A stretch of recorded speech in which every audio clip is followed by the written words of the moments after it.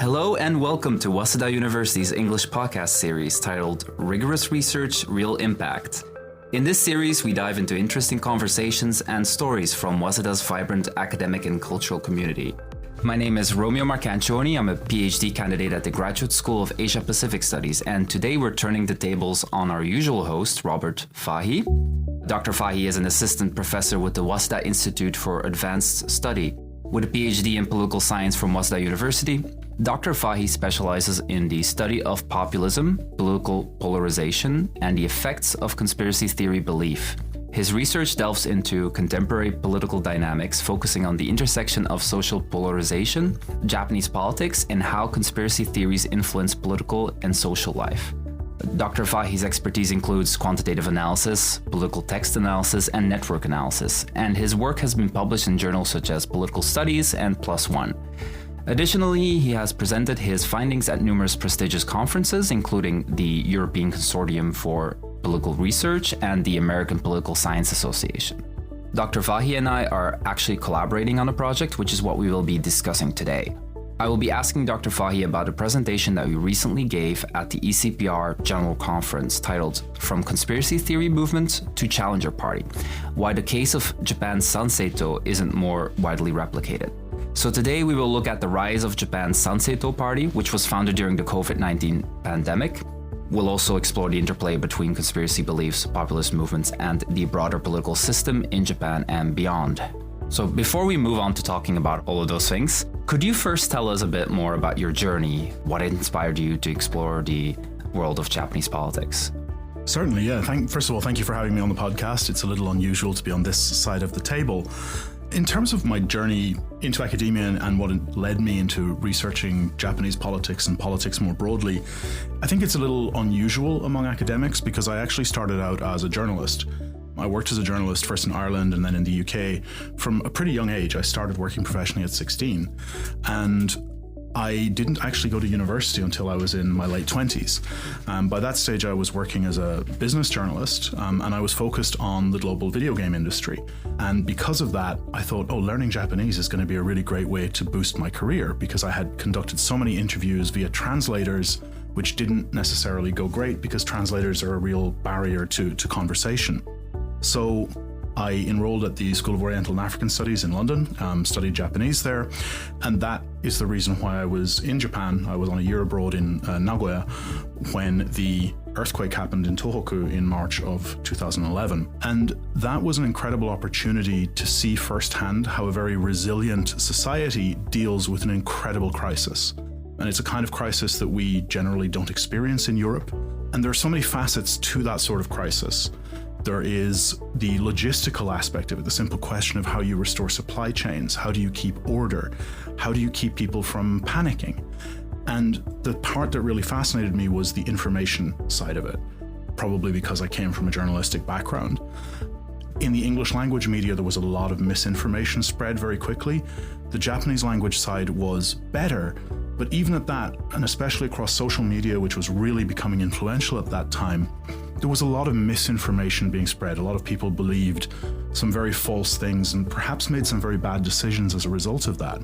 That fascinated me, that you could have a society that is so resilient to disaster in some ways, but that felt like it had a blind spot in its information environment and in ensuring that people were getting accurate information. What I mean by information environment is really the sum total of all of the different sources of information that we have. So it could be television, it could be newspapers, it could be books, it could even be advertising around you. But increasingly, your information environment is social media. It's the bubble of information that you live inside that mostly comes from social media, it comes from websites, it comes from streaming sites. And so I had always intended to go back to being a journalist, and instead I came here to do a master's in political science to learn more about this, to try to look into this more, and 14 years later I am still here and still looking for answers to questions about the information environment and to the kind of damage and the problems that are emerging from that sphere, because it's very much a moving target, and every time we figure out something about it, some new fresh hell is visited upon us and we find some more problems emerging. Thank you very much, Dr. Fahey. That was really interesting. Can I ask you now, what key areas of political science do you focus on now? And how can your findings contribute to our understanding of political beliefs and behaviors in the current global context? Well, in terms of the areas of political science that I look at, it all draws upon that idea about the information environment and particularly about threats to democracy and to society that have emerged from changes to our information environment. We all know that we are living in a much more fragmented information environment than we used to. I tell my students sometimes, and I get wide saucer eyes, that when I was growing up there were 2 television channels and the rich kids across the road had a satellite dish and they could get 10. And those were our only sources of information, really. And I'm not that old. So this has been a relatively short space of time in which we've gone from 2 television channels to any number of different YouTube channels and TikTok channels and Reels and whatever it is that you're looking at on the internet, plus hundreds of television channels. So the fragmentation of potential information sources is something that our society has had happen to it in a very short space of time. And we haven't really figured out how to deal with the effects of that, or even quite what the effects of that have been. We know that from that we have a rise of misinformation. We know that it has also driven polarization, because people can live in totally separate information environments from each other. You and the person next to you may have a completely different, not only set of beliefs, but set of assumed facts about the world based on what media sources you are accessing. And that creates cracks in society, and into those cracks we get populist politicians, we get conspiracy theorists, we get all sorts of people attempting to exploit these new opportunities that exist for them because of the way that information has become so fragmented around it. And so this is really important within the broad field of political science because it touches almost everything that we do. As I say, my interest in it was sparked by thinking about disaster resilience. But we're sitting here recording this on the day after the second Trump inauguration in the United States. And of course, you can see the effects of the information environment on how that has come about as well. So really across the board, across political science, we have to think about where people get their information and the effects that it has on them. And so your research highlights the intersection of conspiracy theories and politics. You just mentioned it's the day after Trump's inauguration, and a lot of that political movement can be seen to be rooted in some sort of conspiracy beliefs. Trump himself first came to prominence as a conspiracy theorist. He came to prominence as a business person, but within the political sphere, he came to prominence as a birther conspiracy theorist, someone who promoted the idea that Barack Obama was not a legitimate president because he hadn't been born in America, or that was their claim. So this is somebody who was a conspiracy theorist from day one in his political career. So you've mentioned conspiracy theories a few times now. Could you walk us through what conspiracy theories are and how they matter? So when it comes to defining conspiracy theories, which is important to do because we know that there are real conspiracies in the world. There are crimes, conspiracy to commit such and such. So people do conspire, and sometimes governments conspire. We know that there have been situations where governments have concealed information. They do that quite often. We know that there are situations where governments have done things that are not legal, and therefore there are conspiracies out there in the world. However, when we're thinking about conspiracy theory beliefs and the types of beliefs that we think have a really negative impact, it's not just about some kind of healthy degree of suspicion or healthy degree of cynicism about the authorities and about governments. It's really about having a view or a belief that major world events, whether they're current or historical, have been secretly orchestrated by some powerful group for their own nefarious purposes. And a core aspect of that is that it involves rejection of the conventional narrative about why it happened. So it's people saying, look, there is a historical narrative, there is a conventional narrative for why a certain thing has happened out there in the world, but I have esoteric information, I have information you don't have access to, or that you don't believe, or whatever, that tells me that actually this was some secret group that planned and plotted this for their own evil purposes. That's what a conspiracy theory is. And a key part of it is how we sort of draw a line between conspiracies that are just someone saying, actually, I think the government might be telling porkies, versus someone saying, I think that the moon landing was faked, or whatever it is often to look at the number of people who would be involved. So there's some really good research that has been done that shows how hard it is to keep a secret. The average human being is very hard at keeping a secret. 2 human beings are really, really bad at keeping secrets. And as you add more individuals into the group that knows the secret, you exponentially increase the likelihood that that information gets leaked.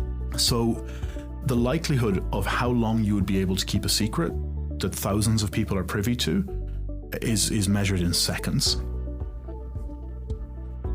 In that case, what initially drew you to this area of study, and what role do you think conspiracy theory belief plays in shaping political movements and parties, especially now in the post-COVID-19 era?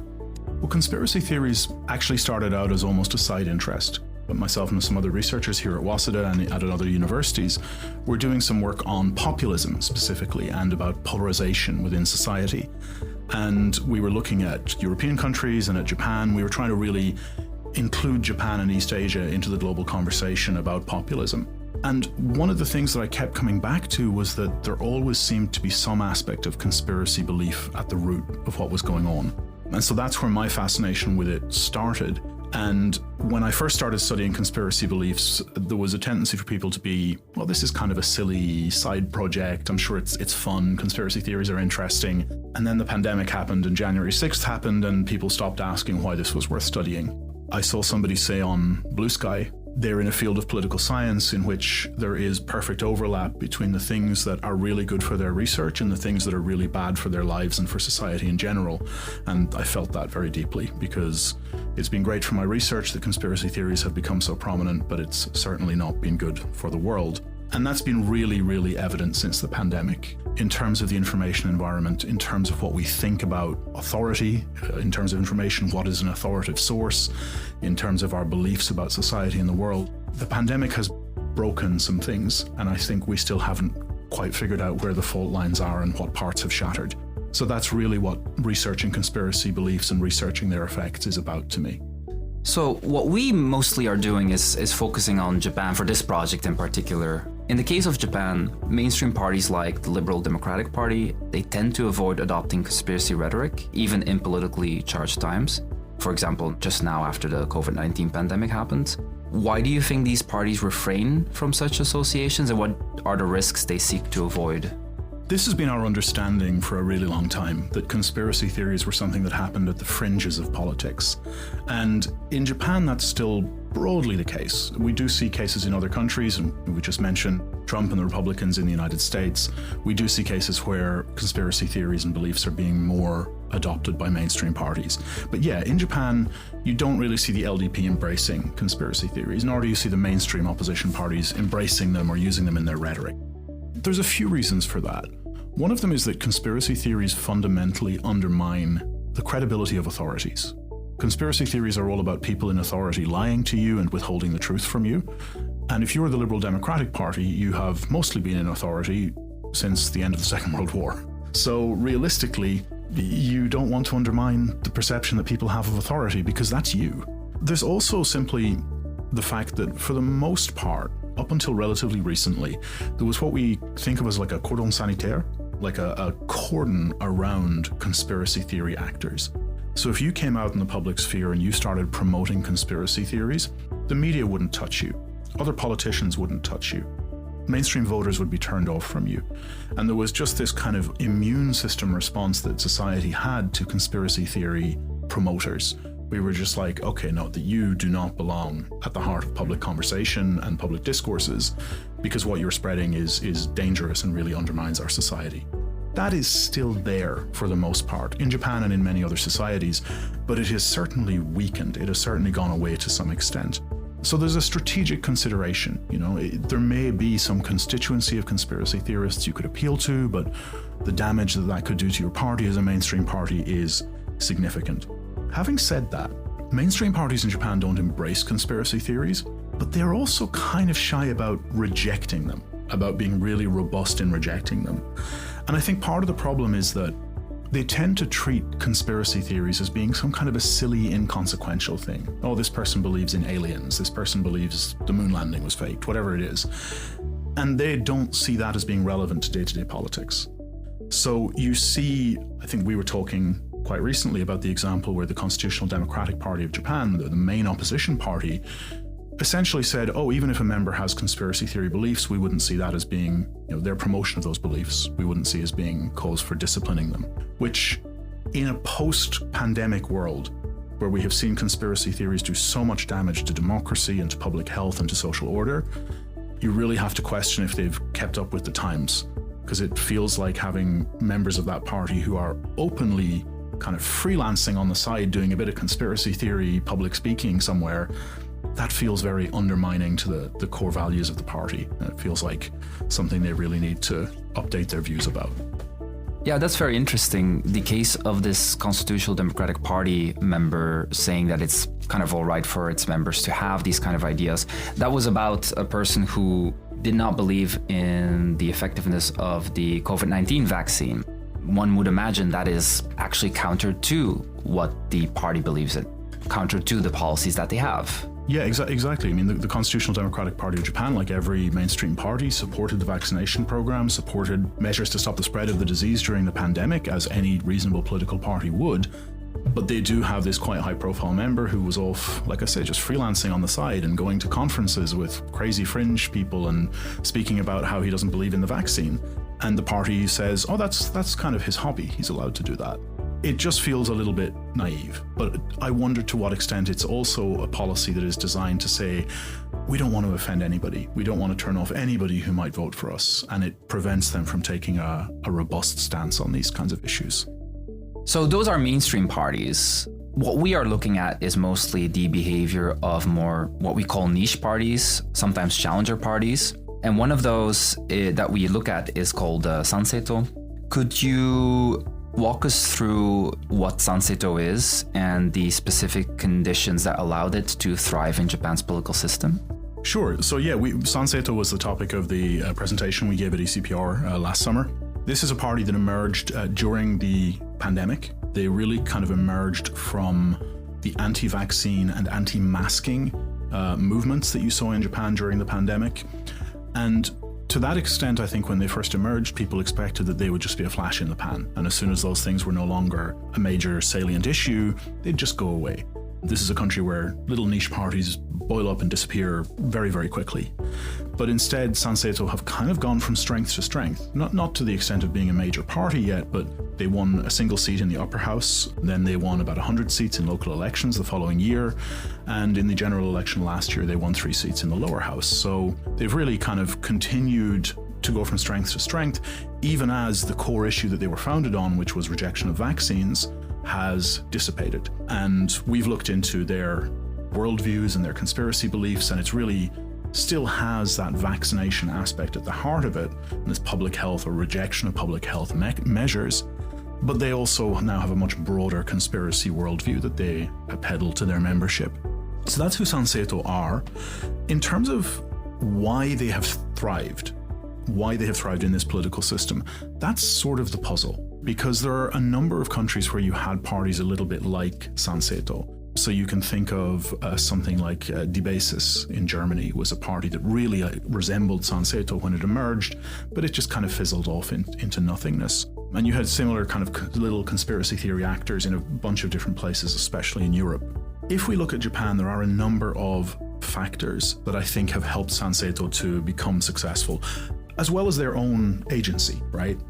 They have also been a very good party in terms of organizing themselves and building themselves up into quite a significant force in terms of alternative media and in terms of messaging and in terms of presence in on-street campaigning, which is something a lot of parties really fail to do. The organizational stuff is very important. But in terms of Japan itself, Saneto have really ridden the wave of a massive decline in trust in Japan. We've always thought of Japan as a high-trust society, and compared to Western societies, it pretty much is. But we have now seen a very big decline in media trust, and Saneto has been one of the beneficiaries of that. A lot of people feel that they don't trust the mainstream media or that they don't get the full story from the mainstream media. And unfortunately, who they turn to in order to get what they think of as the full story can be very unreliable sources. Similarly, there's a lack of faith in mainstream politics to produce solutions. I know we've both been working on Japanese politics for a long time, but even if you're somebody who has just had casual conversations about it with people, it's very hard to find a Japanese person who will tell you, oh yes, I think politicians are going to fix things. I know that's not a common sentiment in most countries, but certainly in Japan there's a very, very low degree of faith that any political change or any election or any political movement is going to really fix things. And that, of course, opens the door to these kind of fringe actors. The other thing is that Saneto emerged at the time when there was a real vacuum in Japan's right wing. So this is after the assassination. I mean, they emerged before the assassination of Shinzo Abe, but they really came to prominence after that, where you have a vacuum on the right wing of the LDP. You have a sense from some right-wing people that the LDP has sort of been taken over by its centrists and its moderates. And so there's some people feeling a little bit politically homeless within that right-wing tendency. And parties like Saneto have also been able to capitalize on that. Kind of going down through the list here, but the other thing is the electoral system. It's not a criticism of the electoral system, but Japan has a system of topping up seats through proportional representation, and that basically means that you can get into the Diet without necessarily directly winning a constituency seat. And Saneto has never won a constituency, so they've always got their seats through topping up. In the local elections, where they also did reasonably well, they have a system in many places where you have, say, 50 seats in the local assembly, and it's a first past the post system. So the most you'll ever need to win of the vote to get a seat is 2%. So this really lets small parties, niche parties, single issue candidates and so on get into those assemblies. That's not necessarily a bad thing. Some people prefer to have political systems that exclude small parties. Some people say that's kind of like leaving a wound to fester, and they then get to go to their supporters and say, look how the system excludes us and oppresses us. So there's an argument for letting them into parliament and exposing them to the light of day. But certainly we do see that it's in countries that have this more proportional electoral system that these types of parties have done reasonably well. Yeah. So in our research, we kind of point out that one of the reasons for Saneto's rise is the vaccine denial that it espouses. But on top of that, it's also quite influenced by populist rhetoric and nationalistic appeals. Can you discuss a little bit about how such ideologies resonate with the Japanese public today and how they compare to similar movements in other parts of the world? So there is an interesting correspondence between conspiracy theory and nationalism, and that's been very, very clear in the years since the pandemic. Conspiracy theories are not necessarily just creatures of the right wing. There's lots and lots of conspiracy theories that are widely held on the left wing, and I think actually some people would probably have the perception that it's more likely that people on the left or the far left are going to hold conspiratorial beliefs about their governments and so on. But what we've seen since the pandemic is that there's a very strong association of conspiracy and nationalism. And in Saneto's messaging, which is not dissimilar from some other parties in other countries, what we see is that they present a worldview in which Japan is constantly under attack from conspiratorial forces. Depending on which version of their messaging you're looking at, which YouTube videos you're watching, or which books you're reading, or whatever it may be, that could be a conspiracy that dates back into the Edo era. Most commonly, they suggest that it dates from the immediate post-war era, but it's really kind of a broad conspiracy worldview that incorporates lots and lots of different conspiracies. But the key idea behind all of them is to suppress and hold back Japan from what they see as its rightful place in the world. And I don't want to go into the specific details of a lot of those conspiracy theories, but that's the kind of broad viewpoint that they espouse. And of course, that's going to feed a nationalist viewpoint. It really goes hand in glove with it, because a core aspect of nationalism is very often a sense of aggrievement that your country has been held back from the greatness that it deserves by somebody that you don't like. And that's what Saneto offers through its conspiracy worldview. And so there's a very interesting confluence that we've talked about before, where people who you would look at and sort of assume naturally belong on the left wing, the kind of crystal healing alternative medicine type of people and the vegans and so on, kind of people who our parents' generation would have disparagingly called hippies. They've all ended up in the Saneto camp since the pandemic. And it's their distrust of mainstream medicine and commercialized pharmaceutical companies and so on that has somehow put them onto a slippery slope that has turned them into hard right-wing nationalists, which is an extraordinary transition and one that's still quite hard culturally to wrap our heads around. But that's something that's been very successful for them, that they've managed to take a group that really didn't have a lot of correspondence with nationalism before and make them into nationalists and convince them that there is this conspiracy against Japan, and Saneto is really out there fighting the fight against that. Beyond the political arena, how do you think such movements affect social cohesion in Japan? Well, I think in general, if you have a movement which is telling people simultaneously that the country is under attack from all sorts of external enemies, real and imaginary, and that also the authorities of that country are somehow involved in that attack, or at the very least incompetent to deal with it, you have a situation in which you are very seriously affecting social cohesion.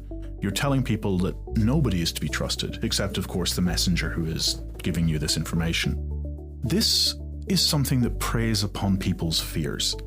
And I think, I'm not a psychologist, but from my perspective, looking at this from a political angle and from a media angle, fear is a very, very powerful motivator in the success of these parties, not just Saneto, but similar parties everywhere. It became so critical during the pandemic because the pandemic was something that people were genuinely fearful of for very legitimate reasons. And a lot of the disruption that we've seen to society during and since is because of the different ways in which people dealt with their fear. Some people rejected it. They said this fear isn't real. This thing that I'm fearful of is not real. That's it. The monsters under the bed are not there. And therefore that's how they dealt with it. Some people kind of embraced it. There are lots of different forms of reaction to feeling that the world had become a much more fearful place. Conspiracy theories and radical politics helped some people to make sense of a world that they were suddenly very afraid of. It gave them a framework. It gave them a set of beliefs that basically explained to them, here is what's actually happening. And not only are we explaining this to you, but you now have special knowledge that other people don't have. And that kind of makes you into a special and important person. It makes you feel powerful that you have this knowledge of how the world works. Very similar to how cult religions actually function with their membership as well. So in that sense, fear is a really, really core driver of this. And of course, if you have a movement that is relying upon people's fear of the society around them, and that is building upon that fear, that's going to be terrible for social cohesion. It's going to be terrible for trust within your society. We've talked about trust a couple of times already, and this is something that a party like Saneto and a set of beliefs like conspiracy beliefs in general are going to be very, very corrosive of. They rely upon low trust in media, but they also corrode your trust in media because they constantly tell you you're being lied to. They rely upon low trust in elections, but they also tell you elections are being stolen, so they erode it further. They rely upon low trust in institutions, but they tell you these institutions, they're actually part of the great conspiracy against you and against your community. They rely upon low trust in fellow citizens, and they also undermine that even further. There is a deeply corrosive effect of not believing that anybody in any position of power or authority is telling you the truth. And that ultimately is going to affect your view of the whole world around you. So in terms of social cohesion, there's a very, very deep risk here. And even if we're talking here about a party that only got about 3.5% of the vote, the number of people who follow their material on social media, the number of people that they reach through pamphlets and campaigning and so on is much greater than that. And the potential damage that they can do to social cohesion is really quite significant.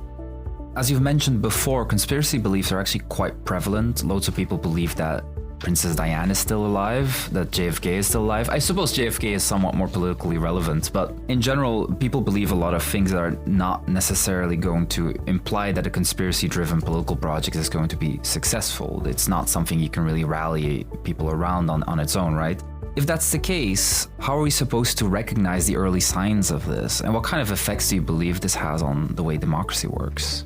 Yeah, that's a really good point. Conspiracy beliefs are super prevalent. Lots and lots of people, in fact, the vast majority of people hold some kind of conspiracy belief. And this is something we started to realize about 25 years ago, around the time that you had the death of Princess Diana and you had the 9/11 attacks in the United States, where people started doing widespread survey research into conspiracy theories and realized, oh, this isn't an extreme kind of pathology. Actually, everybody believes a little bit of a conspiracy theory of some description, and very often it's Elvis isn't really dead. And those conspiracy beliefs, as you say, don't necessarily predict the rise of a political movement that's going to be corrosive to social cohesion. You're not going to build the next great political movement off the back of people who believe that Elvis was abducted by aliens. But what we do see, though, is that there is a significant difference between conspiracy beliefs that are just kind of an interesting quirk of a person's personality. Although, to be clear, if you believe flat earth stuff, if you believe the Roswell alien stuff, if you believe the moon landings were faked, you are still kind of saying, I think a very wide range of authorities are lying to my face. So there's a certain degree of low trust going on there. But in general, you're not going to change your political beliefs and behaviors based off those things. However, there are other conspiracy beliefs that create fear. And this goes back to this idea of fear. If you believe that a vaccine that you're being told that you have to get is actually some kind of untested technology, if you believe that a pandemic that you're being told is you have to restrict your behaviors and movements in order to try to deal with is actually invented and not real, if you believe that an election was stolen from your preferred candidate, those are things that you interpret as attacks on you, on your family, and on your community. And in that case, you are very motivated to go out there and try to do something about it. Now, that could just be supporting a fringe extremist political party. It could go all the way up to being something more like political violence. And we have seen people, even in Japan, take violent actions off the back of their conspiracy beliefs. So we can certainly draw some kind of a line in terms of people who have conspiracy beliefs that are just sort of a dumb thing that they say when they're a bit drunk, versus people who have conspiracy beliefs that are, my family, my community is under threat and I must do something about it. This is actually the subject of a paper that we published last year in Political Studies. We looked at survey information that we had collected from around the election in the United States in 2020. And we found that looking across a whole bunch of different factors, it was people's degree of conspiracy belief that was the biggest and most clear predictor of whether they supported political violence during that election, which of course was the election after which January 6th happened. So this isn't saying it made them go out and commit political violence, but in terms of whether you were willing to tolerate violence in your society, whether you believe in conspiracy theories was the biggest predictor that we found of that. This was a paper that I co-authored with Professor Airo Hino from the School of Political Science here and Professor Sebastian Junkens. And so this was a really interesting study that we're actually currently running a very similar survey in the United States over the 2024 election to try and see whether things have changed. But I suspect conspiracy theories are still going to be very relevant to people's willingness to tolerate political violence in their society. In the past year of Japanese politics, we've seen a lot of change, I think. We've seen smaller parties such as Reiwa Shinsengumi overtake the Communist Party. We've seen a right-wing, somewhat nationalist party in the vein of Saneto called the Conservative Party. A lot of these parties, they do actually seem to profess a couple of forms of conspiracy theories as well. And I think the listeners are wondering, do you believe that parties like these are going to become a much more permanent fixture in the realm of Japanese politics, or is their influence going to wane like it has before? We've mentioned before that niche parties rise and fall in Japan on a pretty regular cycle. So we see niche parties bubble up, take a few seats, and then usually what happens is that the mainstream parties of the opposition and government regain their strength, and the niche parties just kind of get absorbed into them. So in some senses, a lot of people tend to start niche parties as a pathway to getting a higher position within a mainstream party. If you go out and start your own little niche party, then maybe you can use that to elbow your way into a more significant position within the LDP when you rejoin. That's not quite what has happened with these parties. These are parties of outsiders to the political system. And as you say, they all have some degree of embrace of conspiracy theories. Part of that is because they're all populists. And populism is something that has not been such a huge trend in Japan to the extent that it has been in other countries. Populism here has tended to be more confined to regional politics rather than a national level politics. But in these cases, with these niche parties, they do all have a very populist aspect to their rhetoric. And one of the key things about populist rhetoric is that it involves telling people that there is a group of elites that are conspiring against them. So there's always a little bit of a conspiracy theory built into populism. And I think that's kind of what you're seeing there with those parties. Of course, in the case of Saneto, it's not a little bit of conspiracy theory. It's a lot of conspiracy theory. I should say, of course, they reject that label, not because they reject how anybody defines what their beliefs are, but because they insist that their beliefs are just the truth, and therefore we shouldn't be calling them conspiracy theories. And they get quite angry about that. But in the case of these other parties, there's also a certain conspiratorial aspect, just because their messaging and the way that they use their rhetoric requires them to tell people there are elites out there who are conspiring to hold you back and push you down. So that's something that I think is probably going to become a permanent fixture, because it has been successful. And even if those parties themselves disappear, somebody else will be along to pick up that rhetoric and to pick up that strategy, because once it's been proven successful, it's not going to go away. Looking beyond Japan, do you see similar patterns emerging globally where conspiracy beliefs are gaining traction in the political sphere? If so, what does this indicate for the future of global democracy, and how should international leaders respond? There is absolutely a global rise of conspiracy beliefs. This is not confined to Japan. If anything, it's probably not as bad in Japan as it is in quite a few other countries. Partially because the mainstream media here is still very powerful. An awful lot of people in this country still receive their information from the Asahi Shimbun, the Yomiuri Shimbun, the Mainichi Shimbun, all of these three big newspapers, and from NHK, the national broadcaster. And therefore there is still a gatekeeper in place to an extent that we don't necessarily see in some other countries. However, on a global scale, the cordon sanitaire, the sort of immune system response that we had within society that would surround a conspiracy theory actor and kind of push them out of public discourses, that's basically gone.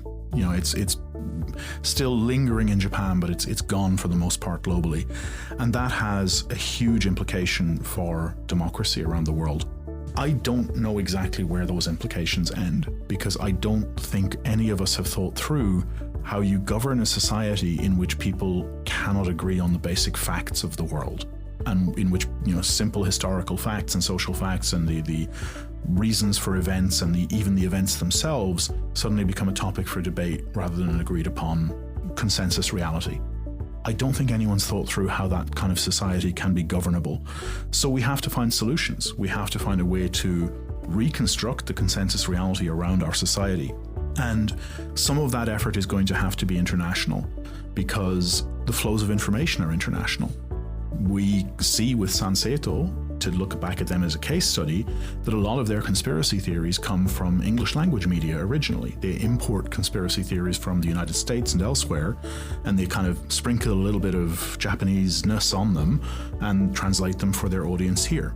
So these information flows go across borders. We do surveys in lots and lots of different countries, and out of interest I started adding some questions about really American-specific conspiracy theories, and found that there are tons of people in places like the Philippines and Brazil and so on who believe in specifically American conspiracy theories that have nothing to do with them. They're entirely domestic American conspiracy theories. So there's a need for an international response to this problem with information. What that is a huge question, and I don't think there is any single silver bullet. Some people point to educational approaches. They point out that our education system, because this change has been so rapid, has not really learned how to arm people to deal with an information environment that is so full of misinformation. So a lot of people never fact check anything they're told, and they're not told how to do that. There's no kind of teaching people how to evaluate the validity of an information source. So that's something that perhaps we can look at as educational methods. We can look at better regulatory frameworks. We know that social media platforms do a terrible job of handling misinformation, of handling conspiracy theories, that very often the algorithms these platforms use are actually promoting conspiracy theories to us, because those conspiracy theories make us click on things, and they don't care whether it's misinformation or not as long as you click on things. So that aspect is something that, maybe on a regulatory level can be dealt with to some extent, but it's not going to fix everything. Something else we can look at is really thinking about the most severe impacts of these types of misinformation and conspiracy belief, which is figuring out monitoring that will let us have a good early warning system for radicalization. Because the real fear, of course, is that, sure, you may only have a certain number of people who believe a conspiracy theory, but all it takes is one of those people to decide that they need to take matters into their own hands to fix this. And then you get assassinations and killings and bombings and stuff, and that's the ultimate endpoint of radicalization. A major problem that has emerged in the last few years is that social media platforms have actually shut down the access that researchers and public authorities had to see what's happening on those platforms. So we used to have a lot of access to Twitter data and Facebook data. We could see what was happening within communities on those platforms, and that's now mostly gone. They've really put down the shutters and stopped anyone from seeing in. And at a time when radicalization on those platforms is such a major concern, that's a really big problem. Those are all potential countermeasures. None of them are going to solve the problem overall. There is no silver bullet. There's no one-size-fits-all solution or one neat trick that's going to be the one policy that fixes this. What is the most critical aspect of political science research that scholars and policymakers should focus on in the next couple of years? As I said, there's no single aspect that is going to fix the problems that we're talking about. There's no magic wand that we can wave that it's going to make democracy more secure than it has been. But I think that, and of course I would say this given the focus of my research, but I think that the information environment and understanding the fragmentation of that information environment, the role of things like filter bubbles, which is this idea of us creating our own little information reality around ourselves, that is something that political scientists across lots of different fields and policymakers across lots of different fields really need to be focusing on. Like I said, I came to this research from the perspective of thinking about information flows during a major natural disaster.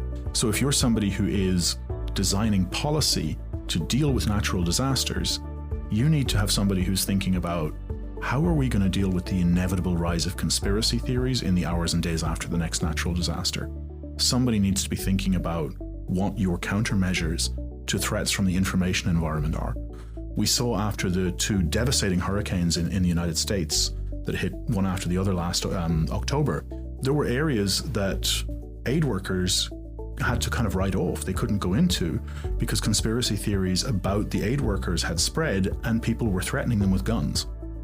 So an actual response to natural disaster was disrupted by conspiracy theory. And we're seeing some similar stuff happening now with the wildfires in California. That is something that in Japan we need to be thinking about as well, because it's going to happen here too. The next time there's a very major natural disaster, there is going to be a certain group of people who are going to spread misinformation about it. And it's not just natural disasters, it's every area of policy. There is going to be a threat of conspiracy, of misinformation, information environment threat to the implementation of any type of policy you want to think about. And that is what policymakers and political scientists really need to be thinking about. There needs to be an integration of that into every aspect of the discipline. Before we wrap up today's podcast, I have one more question for you. Besides being a researcher, you also take a great interest in teaching international and Japanese students at Waseda. Could you tell us a little bit more about your Waseda connection and your work with the research community in political science there? Yeah, so my connection to Waseda runs pretty deep. I've been here since 2013. I did my master's and Ph.D. here, and I've worked here as a researcher in a couple of different roles for the last 6 years. I'm currently at the Waseda Institute for Advanced Study, which is this really great interdisciplinary institute where we have people from across humanities and social sciences and physical sciences. So it's a fascinating opportunity to kind of build research out with people from very different disciplines to my own, and also to hear about what they're doing in their fields, which has been really kind of very much an exercise in expanding my horizons. At the same time, I also teach at the Faculty of Political Science and Economics, which is where I did my PhD.